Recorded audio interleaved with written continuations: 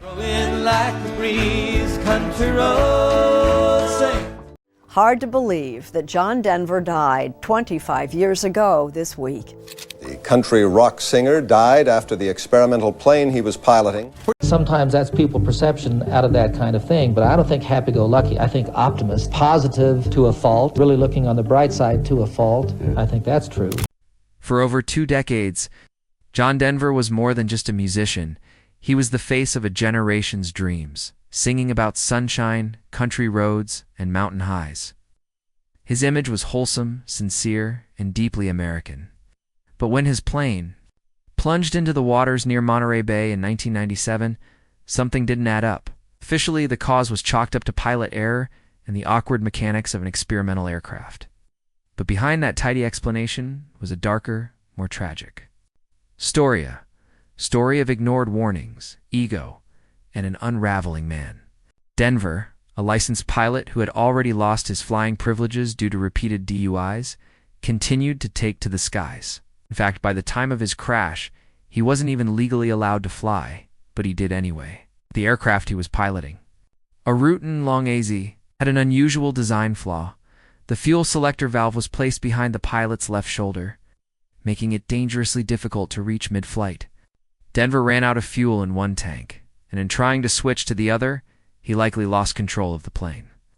Investigators later discovered he had voiced concern about the plane's design just a day before his flight. Friends had warned him not to fly it, but John, ever the romantic dreamer and thrill-seeker, shrugged off the risks. It wasn't suicide, it wasn't sabotage, but it was preventable. It was a man driven by a mix of passion and pain, denying the reality around him. The crash wasn't just mechanical, it was metaphorical. The fall of John Denver was not a sudden one. It had been coming for years. Henry John Deutschendorf Jr., the man the world would come to know as John Denver, was born on December 31st, 1943, in Roswell, New Mexico. His father, a celebrated Air Force test pilot, was as tough and disciplined as they come, setting speed records and earning military honors. But for young John, that legacy came with a cost. Life in a military family meant never staying in one place for too long. He bounced between Arizona, Alabama, Texas, always the new kid, always packing up before friendships could take root. That rootlessness haunted him, became the seed for so many of his songs about longing, home, and belonging. When John was 11, his grandmother gave him a 1910 Gibson guitar. That weathered instrument became his anchor, his way of building a world he could finally call his own. He joined the Tucson Boys Chorus, where he discovered the power of harmony and performance. Music became his identity, the only thing that stayed with him as the world around him kept changing. He was gentle by nature, unlike his stern father, but they shared a passion for flying, a passion that would first bond them, and later play a role in John's tragic end. The pressure to succeed, the hunger to feel grounded, those weren't just emotional undercurrents in his songs.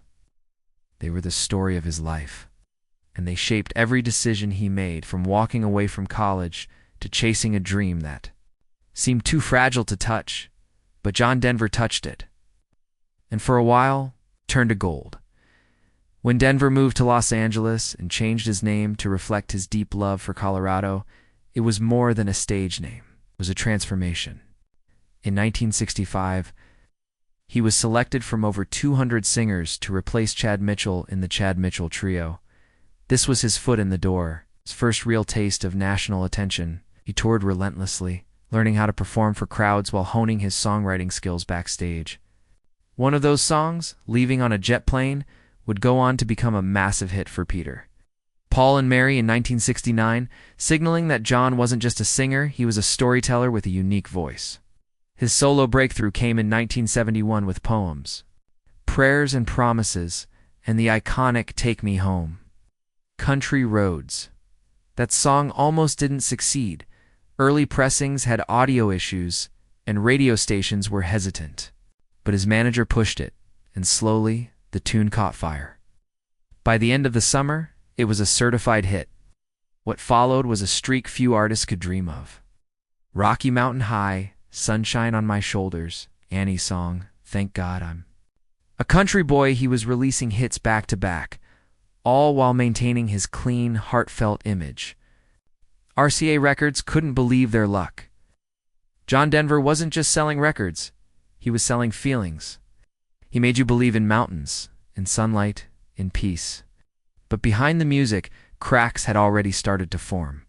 Fame brought pressure. Appearances masked isolation.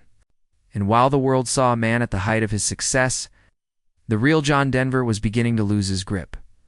The 1970s were John Denver's golden years. His albums topped charts, his TV specials won awards, and his gentle image filled American homes like a warm breeze. In 1977, he surprised audiences by starring alongside George Burns in the comedy film Oh God, a bold move for someone with no acting experience. But John's earnest charm carried the film, earning box office success and critical acclaim. That same charm extended to his signature look-long blonde hair, wire-rimmed glasses, and hand-embroidered Western shirts designed by Anna Zapp. These weren't just fashion choices, they were statements of identity. A soft rebellion against the louder, edgier rock stars of the time. Yet even as he was embraced by fans across the globe, from Europe to the Soviet Union to China, John Denver was quietly unraveling behind closed doors. His marriage to Annie Martel, immortalized in Annie's song, was falling apart. The couple adopted 2 children, but fame had strained their relationship. Annie, once the center of his world, now felt like a stranger in it. Their divorce in 1982 was messy and emotional. Denver, in a fit of rage after Annie cut down some trees on their property, reportedly returned with a chainsaw not to yell, but to slice their furniture and bed in half. The public didn't see that side of him, but those close to him did. Chainsaw incident became symbolic of broken trust, broken identity, and a man split in 2. It was a far cry from the tranquil image he portrayed on stage. And as his personal life spun out of control, so did his dependence on alcohol and erratic behavior. After his divorce from Annie, Denver tried to rebuild. He remarried, this time to Australian actress Cassandra Delaney, in 1988, but the age gap, the fame, and the emotional baggage proved too much. That marriage also crumbled, and Denver's reputation suffered. Stories of his anger, his drinking, and his volatility began to surface. Former friends and associates, including his manager, spoke of his temper. The man who sang of peace and harmony had a storm raging inside him. He was twice arrested for driving under the influence, eventually losing his pilot's license. Still, he continued to fly. And that's where the final chapter begins.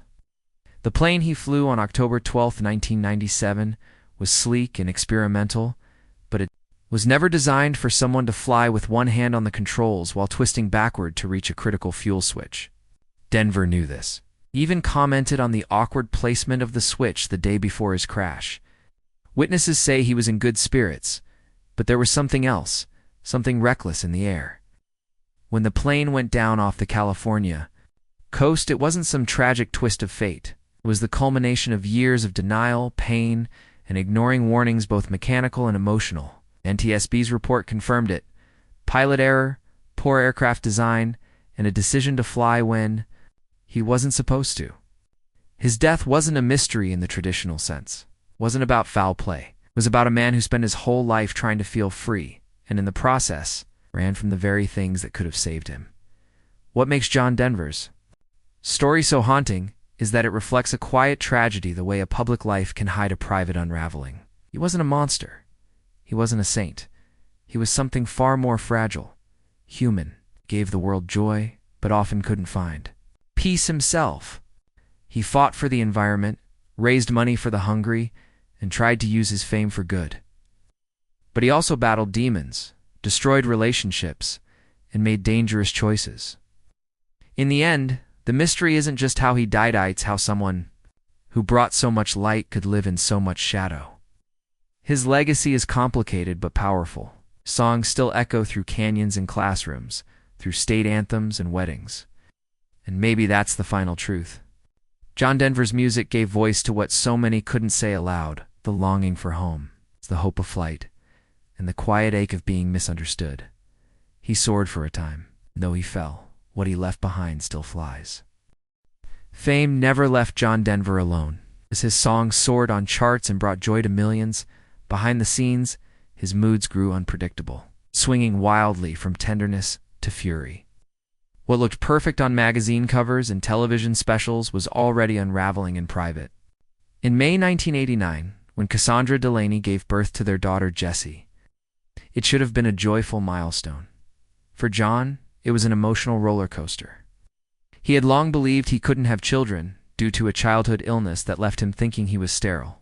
Jessie's birth felt like a miracle, but it also stirred up doubts, suspicions, and whispers. Rumors swirled, suggesting IVF or even infidelity. Though there was no public proof of either, the speculation haunted their fragile family. After Jessie arrived, John became more possessive, more withdrawn. Cassandra felt the shift instantly, a once passionate romance turning into control, distance, and cold jealousy.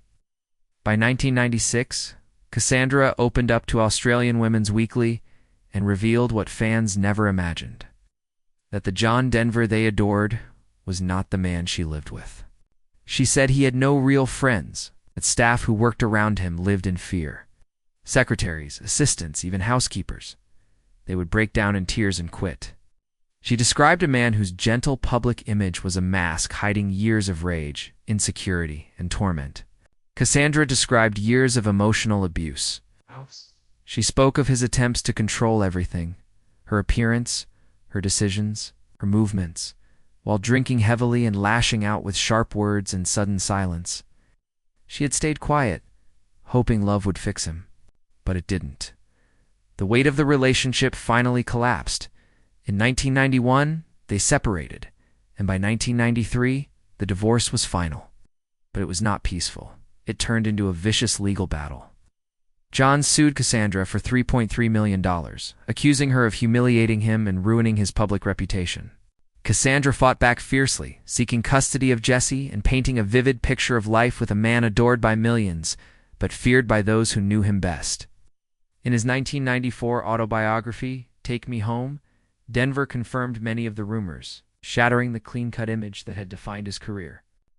He admitted to long-term drug use, cannabis, LSD, and cocaine, and revealed painful truths about his marriages. His first marriage to Annie Martell, once thought of as the perfect love story, had been riddled with infidelity and guilt. He wrote openly about cheating, about losing control, about being more physical than he should have been. His own words revealed a man unraveling. Someone who had once carved love songs out of thin air, but later cut a marital bed in half with a chainsaw during a fit of rage.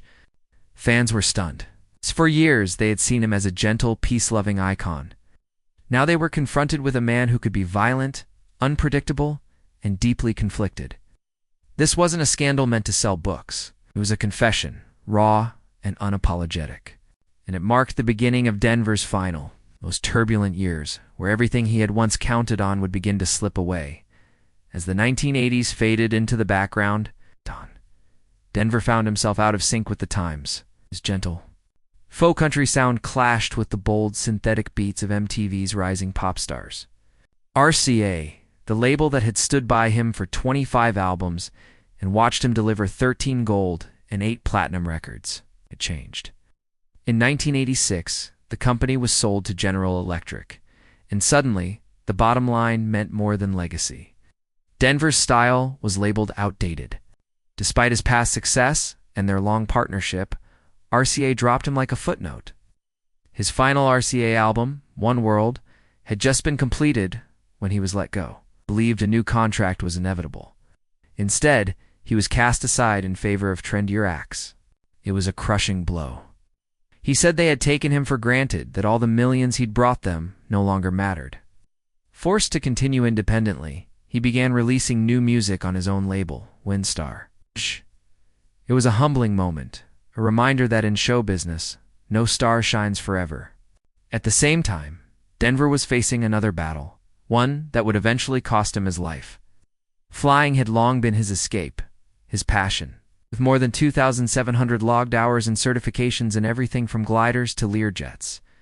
He wasn't a hobbyist, he was a skilled pilot. But his personal demons caught up to him. In the early 1990s, he was arrested twice for driving under the influence. These weren't isolated incidents, they were signs of deeper struggles. The FAA took notice. Pilots must hold a valid medical certificate to fly, and after his second DUI, Denver was denied. The only way to get it back was to prove sobriety and pass the required exams. Didn't. Instead, he avoided the process altogether. When the FAA sent him certified letters demanding the return of his certificate, he refused to accept them, even sent them back unopened. This tactic created a strange legal loophole. The FAA couldn't revoke his license officially until he acknowledged the letter, so technically he kept flying not because he was cleared to, but because the system relied on his cooperation to enforce the ban. That loophole closed in March 1997, when he finally signed for one of the letters. From that day forward, any flight he took was illegal, but Denver didn't stop. He didn't reapply, didn't prove his sobriety, didn't try to get his medical certificate reinstated. He just kept flying. And that choice set the stage for a tragedy. On October 12, 1997, just months after being officially grounded, Denver took off from Monterey Peninsula Airport in a Rutan-Long EZ, an experimental, home-built aircraft he had owned for just one day. He had spent barely 30 minutes familiarizing himself with it. The plane had a radically modified fuel system that would have challenged even experienced pilots. The fuel selector valve had been placed behind the pilot's shoulder, requiring a twist and reach to operate. It was stiff and poorly placed, so much so that it needed pliers to turn. The fuel gauges were behind the seat as well, visible only with a handheld mirror. Even then, they offered vague estimates. That morning, Denver ran the left tank dry during a series of practice takeoffs and landings. Witnesses heard the engine sputter, then silence. As he attempted to switch to the right tank, reaching behind, twisting, fumbling with tools, he accidentally applied pressure to the right rudder pedal. The aircraft pitched downward and plunged into the Pacific Ocean. He was killed on impact. The investigation by the National Transportation Safety Board later confirmed what seemed inevitable. The crash was the result of a dangerous combination of factors. Denver had too little fuel, yet almost no experience with the aircraft. The modifications made safe fuel management nearly impossible. He had ignored safety recommendations, failed to refuel, and attempted to fly an unfamiliar plane while grounded by the FAA. Any one of those risks might have been survivable. Together, they were fatal. The tragedy wasn't just the loss of a beloved icon, it was how easily it could have been prevented. Had Denver followed protocol, waited for certification, or taken the time to truly prepare, the crash may never have happened. His death was not a mystery of sabotage or mechanical failure. It was a slow, sad unraveling of a man who once sang of soaring skies, but forgot that even the highest flight requires a grounded soul.